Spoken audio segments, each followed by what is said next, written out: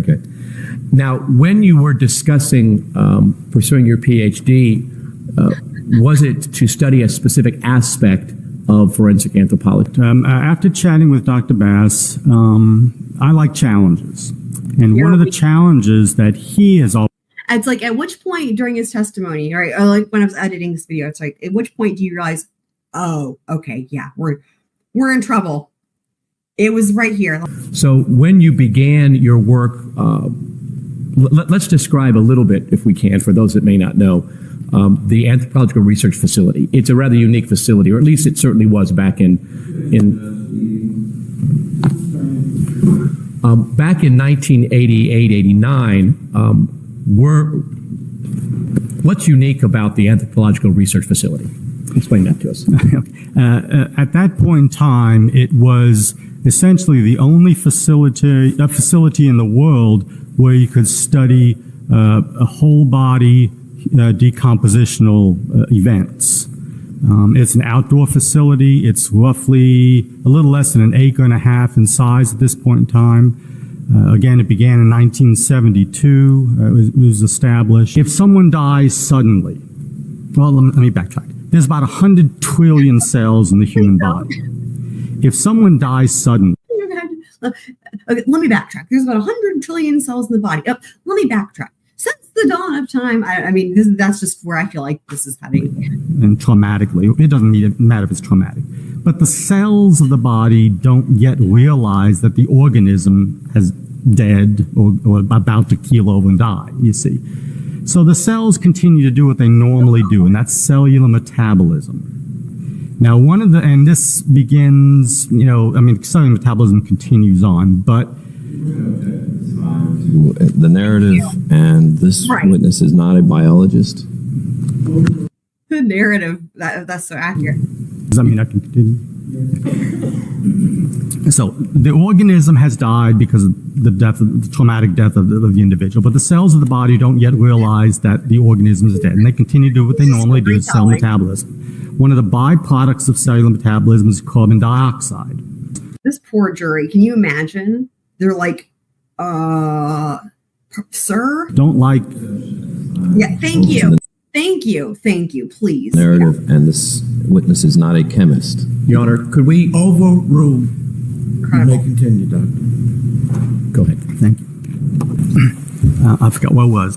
You were talking about the being acidic. Yes, carbon dioxide is acidic. It's building up inside the cells. This happens, y'all. This happens many times where he gets interrupted and then he says, I forgot where it was, but then he makes it like a big deal, but then he like somehow immediately remembers it. Should I begin again? Oh, okay. The complexity of... The way in which he says that. Complexity of cells. And the pain that the jury must feel. Ribosomes and all these cells depends on what's inside them. It could be ammonia, all these different gas. Come at you. It's okay. I'm sorry. That's all right. So just start back from... I love my subject. I love my subject. Sir, you are here to testify in a first-degree murder trial where they're seeking the death penalty. You're not here to show and tell and be all giggly and googly and giddy and whatever and annoyed when they interrupt you, annoyed if they object, or like incredible, right? The way he gets so annoyed and then he's like, I love my subject. And the way it's so crazy. It's like the way he's acting, it's like he must think the jury's like all about it. And I guarantee you they're falling asleep. It's wild. I can tell. 1 second. Madam Court Reporter, where would you like me to start so from? Cringy, right? So metabolism. And improper predicate. Overruled. Always overruled. You were talking about the gases. That's where I think she lost you. Yeah, as the bacteria now you... Mr. Ashton's like, please don't go all the way back to metabolism. Tell the jury briefly, what is the Oak Ridge National Laboratory? Okay. I know that's a big question, but give us a brief overview. The Department of Energy runs a number of national laboratories across the country. Oak Ridge National Laboratory happens to be one of them. It is the largest research laboratory in the DOE complex. It has roughly 4,000 to 5,000 employees, a large number of guests, international guests and researchers come and to perform research there. There are a number of key areas of research. Typically, these are very large, complicated projects which require multidisciplinary teams to investigate. Overall. Go ahead. These include things like climate change, looking at new types of biofuels. We have Homeland Security. Doctor, let me interrupt for a second. I think you've just gone beyond the be brief part. So let me just stop you right there. I'm sorry? No, I said you've gone beyond the be brief part. So let me stop you right there. Does the laboratory have a broad range of scientific disciplines under the umbrella of the laboratory? That is correct. And the projects that the laboratory does, are they beyond just energy-related items? Yes, they are. Now, your particular work with the laboratory, you talked about multidisciplinary projects. Have you been involved in projects that had nothing to do with forensic anthropology? Well, again, as a research scientist, we have to pretty much have expertise in a variety of different fields. I may not have a PhD in those fields, but I have to know more than the average person walking on the street. All right. Did there come a point in time when you felt that you had done all you could do in the area of postmortem interval determination? There was. Overall. Go ahead. Yes, there was. After the third model that we developed, and that was a model based on how tissue breaks down in very early decompositional stages. Protein is made up of building blocks of amino acids, and we were looking at the liberation of specific ratios of amino acids. And essentially that ended up being the cutting edge method worldwide of doing time since death, because we were on an hourly basis of determining how long someone had been dead. After that point, I pretty much said, biochemically, I've reached the limit of my knowledge. I don't really think I could do any more in that field. And so we became interested in other aspects of forensic anthropology. When did another project garner your attention at that point? Yes. Go ahead. As I said before, I like challenges. And up until that point, I thought that time since death was the most difficult question that a forensic anthropologist needed to answer. So that's why I like that area, because it was a difficult challenge. I was wrong. And it's not responsive to the question. Sustain. Have you found the odor of human decomposition to be distinguishable, just from your nose perspective, from all those other things? From your nose I'm sorry, Dr. No, it's okay. Ashton. Have you found the odor of human decomposition to be distinguishable from the odor of the animal decomposition that you have experienced? I think, yes. And the environmental parameters include temperature, rainfall, barometric pressure, things of that nature. Now, it is interesting, and if I may elaborate just briefly. No. Barometric pressure, for Jesus instance. I mean, the ground is a living, breathing entity, if you will. So if a high pressure moves in, it pushes chemicals down into the ground. So you can't detect them at the surface. It doesn't mean that they're not being generated by the body. It just means that the high pressure is pushing them down. Narrative, improper predicate, and non-responsive. Keep going. They're pushing them down into the ground. If a low pressure comes in, it seems to suck the chemicals up out of the ground. So it's a very complicated process. Looking at rainfall, for instance. I mean, in that initial first 1 or 2 year study, I can't remember exactly how many chemicals we saw, maybe 200-300 chemicals perhaps. Just to the narrative and non-responsive to any questions. Okay. Approach the bench for a minute. I want the corporate world. Okay, so the last question was, did your research continue after the 2004 paper was published? Yes. All right. And SPME fibers, SPME, SPME. And that's an acronym for, It's an actual name. We call it SPME. Solid phase micro extraction fiber. I don't know if you want to get into that, but that's fine. No. You recognize the outside of the box at all? no. I mean, it looks like a box. I mean, I know we call it, that's what I just don't. God. Did those reflect the presence of any chemical compounds? Yes. What chemical compounds did that initial evaluation show? Well, it showed one particularly large peak and a large number of very, very small peaks. Okay. What was the large peak? The large peak was identified as chloroform. Chloroform. There it is. Is chloroform a substance that you have? Can you stop for a minute, Judge? No. Oh, I'm sorry. Yeah. Okay. Is chloroform a compound that you have had dealings with in your research on anaerobic decomposition? Yes, chloroform is a decompositional event product that we've identified in human decomposition. So, having done that, what was the next step that you recommended or that you performed? Okay, the reason we progressed is because the chloroform was shockingly high, unusually high. As to this witness's testifying outside of his area of expertise. Overall? Okay. Because of that and the fact we saw a variety of very small peaks that were just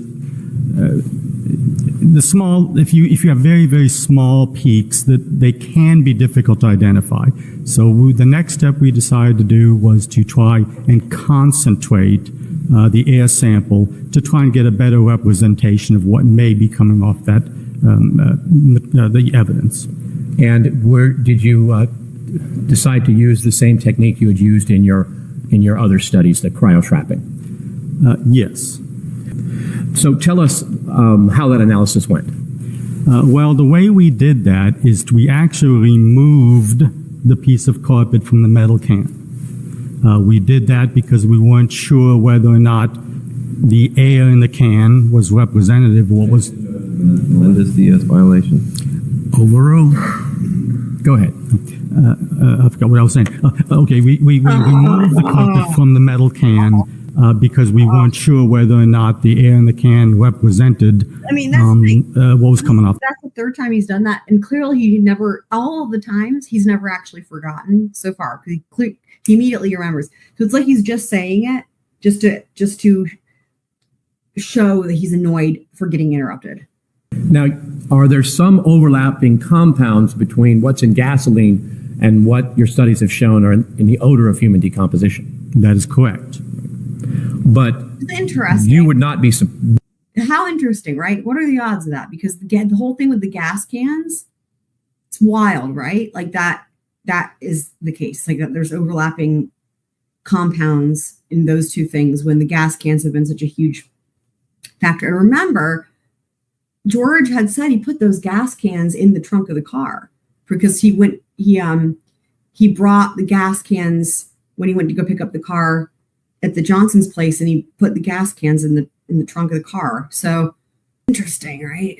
Would you be surprised to see some gasoline components in a car?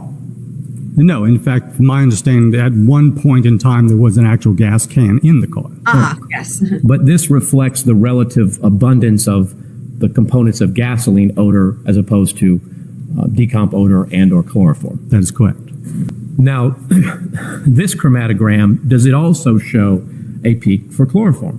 It does. Could you just, let me hold on, let me clear the screen. I got a lot of blue little things all over mine. I got rid of them. You can start over. Show us the chloroform peak on this chromatogram. Again, the retention time, that is when chloroform comes off the instrument. It always comes off at a specific time. That's still called the retention time. And that's 16 minutes, so that would be, whoops. Like, can I waste that and start over? I'm not good at this. Hold on. Oh my God. Okay, try again. No, You know what? Why don't you let me do it for you? Thank Maybe you. I can. Hold on. I don't have a. It needs a pencil. This one, right? Yeah, actually, right there. Okay. where the pen is now. Excellent. Okay, that's fine. And if you can get rid of it, you can actually see it now. Okay, well, let's clear it so we can. There we go. All right, that's fine. How does LIBS work? Just give us a general Okay. idea of that. If I go into it, let me know. I'll slow. We're LIBS letting you know essentially now. uses 8. The witness is not a physicist and is now testifying in the area of physics. Oral, On a test he did not do Melendez-Diaz violation. oral. So just give us the general outline of how LIBS works. Okay. LIBS, laser-induced breakdown spectroscopy, is a laser-based technique. And essentially what happens is a laser beam, in this case it's a YAG laser. It stands for yttrium aluminum garnet. That's the crystal matrix. So it's a YAG laser. It creates green light, 532 nanometers. So that laser is sorry, I'm sorry. Slow down. I know, I get excited when I know something. That's okay. Crystal Oh, God. matrix is called a YAG laser. Yikes. Yttrium aluminum garnet. It's a crystal. I think you've gone into the more than we need to know zone. So let's just. I like to say the word YAG, so What does the laser actually do to a the substance being tested? the laser is directed onto the carpet. What happens, elements are composed of atoms. Atoms composed of the nucleus of an atom is a proton and neutron surrounded by electrons. These atoms can be in 2 different states, a ground state or an excited state. Like Okay? you, when you're Now, when the talking about- laser beam hits the sample, it creates an excited state. It sets up a plasma, a lot of heat is generated, so the electrons are excited to an excited state. Now, what's cool about that is that as the electrons fall back to the ground state, Why does the jury need to care? Or they don't care, but why would you think they care about what you think is cool? they emit the energy that they acquired from the laser. He's testifying outside of his area of expertise. Did not conduct this exam. Overruled. Go ahead. Okay, as the I forget what it was, but as the laser is turned off, the So that time, so that's the 4th time he's done it, but that time he actually continued with what he was saying, and then he stopped himself to interject, oh, I forgot, and then continues. Yeah, apologize. that's okay. Okay. Fast. The energy that's produced during excitation of the electrons has to go somewhere as it falls back to the ground state. Again, tell me if you recognize the outside, and then we'll open it up. I don't recognize the box. I mean, it's a box, okay? Let's go ahead and open it up. The following movies has been asked to be added to the approval list, and I give you copies of these. Blue Streak, A Love Song for Bobby Long, The Proposal, 21, 51st Dates, Dirty Love. Please have your staff That's my favorite part, is the way he laughed when he read Dirty Love. evaluate these and let Smile. me know by the end of the day if you have any objections to those titles. Now, is there a specific established chemical odor signature for human decomposition? Clear and specific, one to human decomposition only. I do not think so. So, based upon that evaluation of the odor itself, can you come to any opinion about the source of the odor that you analyzed from the carpet? Considered consistent with human decomposition. The spare tire cover, the inorganic compounds that were found there, how does that fit into the overall picture of consistency with human decomposition? Again, all the compounds, the inorganic compounds that one would expect to see elevated in a human decompositional event were indeed elevated. But again, those are compounds that are found in elements, that are found in other Correct. ways. All right. Taking all of these instrumental examinations that you have discussed with us today, adding to that your olfactory observation of the carpet itself, the smell, do you have an opinion as to whether the evidence you found in the trunk of this car, let me rephrase that, do you have an opinion as to whether there was a decomposing human body in the trunk of that car at some point? I do have an opinion on it. And what is that opinion? I can find no other plausible explanation other than that to explain all the results we found. No further questions. Did you make the statement, I haven't been this frustrated in a very long time? It sounds like something I'd say. Digging holes is not fun. Okay. I have no further questions. Weirdo. Examples of trash or debris that could create false readings include aerosol cans, gas cans, propane bottles, or any other man-made container or trash that might emit volatile organic compounds or be responsible for releasing organic compounds into the soil. Even a spilled soft drink can introduce flavorings and other chemicals into the soil that could produce false readings. What was the question? Those are your protocols that you have given Yes, in collection of these types of samples. yes, but you can't take it out of context. I'd like to talk to you about another topic, sir. Can you tell the ladies and gentlemen of the jury what divining rods are? Objection. Relevance. You may. You may proceed. Thank you, sir. Is counsel withdrawing the first question that I did? It's just putting it into context, Judge. I don't think so. Do you know what divining rods are, sir? Yes. Okay. And could you tell the ladies and gentlemen of the jury what divining rods are? Divining rods are antenna used to locate specific properties of specific materials. And can a divining rod be made of a coat hanger from a dry cleaner? Sure, as long as it's the right material, yes. Use coat hangers to find hidden graves. Absolutely, it's a hobby of mine, just like stamp collecting, coin collecting, and it teaches wonderful scientific principles. Okay. And sir, were you offered $1 million to prove this theory of yours? Relevance. Sustain as to that question. Have you been challenged in any way as to the credibility of this theory of yours? Relevance. Move to strike. Sustain. Let's move on. Sir. Mr. Baez, get to the points I said you could get to. You also have attempted to put electronic leashes on flies, have you not, sir? Relevance. Sustain. Move to strike. Stand. Granted. Strike. Sir, the testimony that you've given here today is the first time that you have given this type of testimony in a court of law. Isn't that correct? Yes. In fact, it has never been admitted in any court across the country. Is that correct? Objection. Relevance. Move to strike. Overruled. Is that correct, sir? I wouldn't know that. You have no idea, sir, that this is the first time your database has been admitted in a court of law. Well, I don't know if anybody else has another database, perhaps. I don't know that. Now, you know that your findings are not generally accepted in the scientific community, do you not? Objection. Sustain. To strike.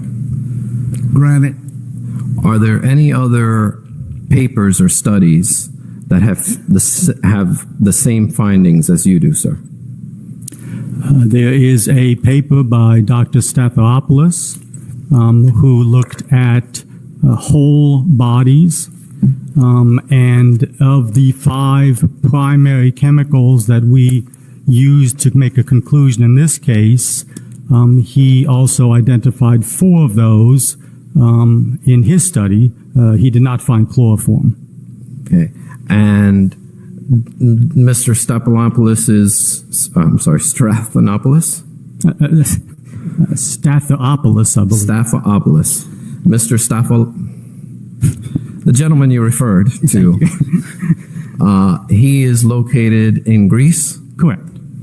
And In the entire world, the only person that you think agrees with your findings is this gentleman in Greece. Objection relative to the question of who agrees. Sustain. I'll rephrase it, Judge. The only other study that you find are similar to your findings is a gentleman in Greece, whose name I can't pronounce. I think he's the only one that actually used entire bodies. I mean, there are a number of people that use pieces of tissue, but I wouldn't consider that comparable. Now, sir, you testified under direct examination that the smell of human decomposition is unique. To me, it is, yes. This is the portion where Mr. Ashton wanted to step away from the science. Do you recall that question? Not exactly, but Okay. He asked you what your opinion was, and you said the smell of human decomposition is unique. yes. Do you recall making a statement, sir, to the Knoxville News on December 14th, 2008, that the smell of human decomposition smells like a potato gone bad? That it is sickly sweet, it doesn't smell like a swamp or a rotten egg smell. If you ever had a potato go bad in your cupboard, that's a horrendous smell. That's very similar to human decomposition. It's amazingly similar. I believe I made that statement, yes. So it's specifically unique to a potato. Yeah, but we actually looked at a decomposing potato, and the chemical composition is completely different. The new list of movies that was submitted have been approved. Yay! The So, jury. Madam Court Deputy, relay that. Okay, see you in the morning. Good morning. My name is Gerardo Bloise, last name Bloise, Bloise. He's back. You may proceed. All right, Mr. Bloise, Trial, everybody testifies at least like 50,000 separate times. It's unique. you've This is- yeah, she's about to say this is his third time. testified already a few times here Yeah. as a crime scene investigator. I want to draw your attention to a specific item of evidence. Did you receive a Yes, the trash. trash or garbage bag from a fellow employee by the name of Awilda McBride? Yes, Were there 37 items in the bag? that is correct, 37. The first one is an empty Coca-Cola cherry Coca-Cola can, 12 ounces, and with number 2145. Second one was empty Coca-Cola Classic can, 12 ounces, with number 22502. Empty Milwaukee Best Light Beer can. The other one is empty Sprite can, 12 ounces, with number 16090RA. 3 plastic tie wraps. Empty Dr. Pepper, 12 ounces. Proof of purchase number is 2239E505168X. The other one is empty Pepsi can, 12 ounces. Proof of purchase number 1608RF01238.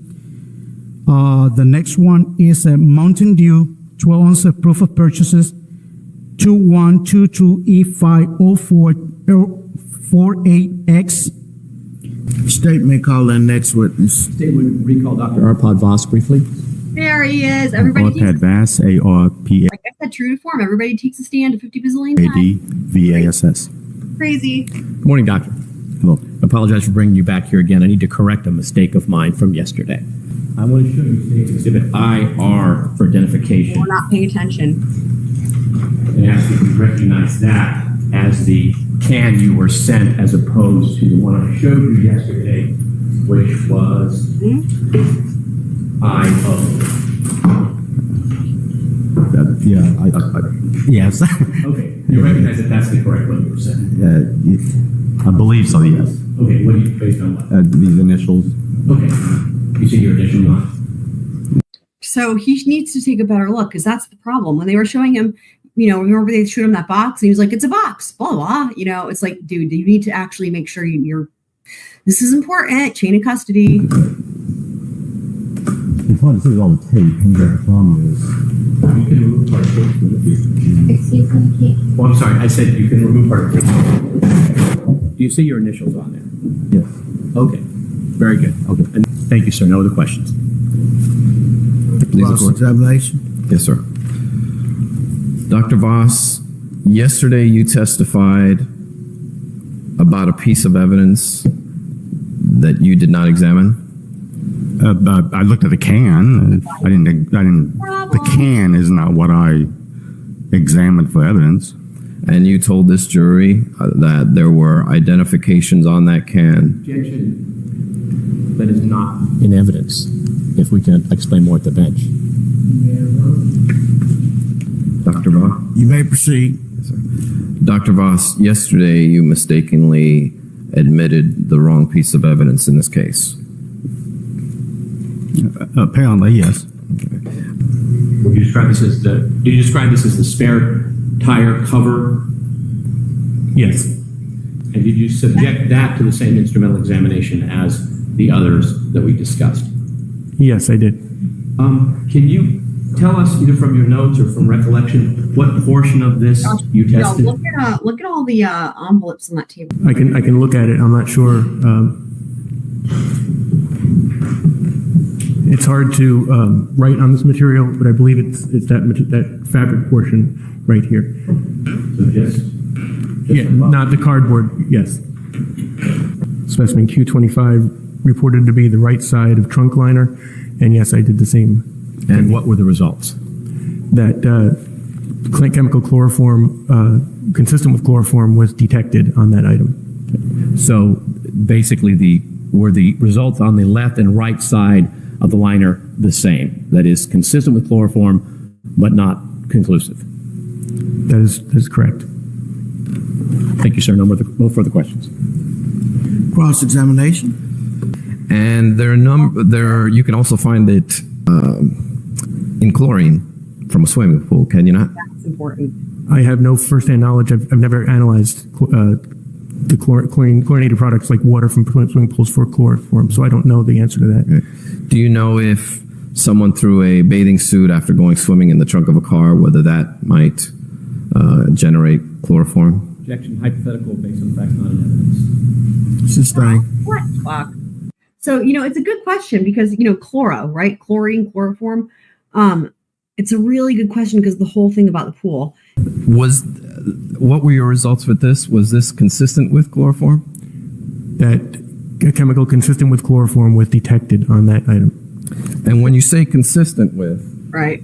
you mean one of the tests detected it. Is that correct? That's correct. And that would still be at these low levels, correct? That's correct. Look at him just And the chopping up second all method the didn't even pick it up. That's correct. So basically nothing. Good job. So it's 1 out of 2 tests. And that's when you say it's consistent with. That's correct. That phrase consistent with is a pretty tricky phrase, right? You have to explain it. Yes. So relevant too, because that came up a lot in terms of the tool mark analysis and whatnot. It's interesting because here it is again. It's like, this is what they say. They use it with all kinds of stuff. And this is obviously way more reliable in terms of the science, not being junk science. But it's still funny that the terminology still means the same, which is like meant to sound better or more definitive than it actually is. And that's why he said, it's just funny how he mentioned that. You're like, oh, you have to explain it. He's like, yes. Okay. Okay. Witness may be excused. Thank you, doctor. Subject to recall, Your Honor. Yes.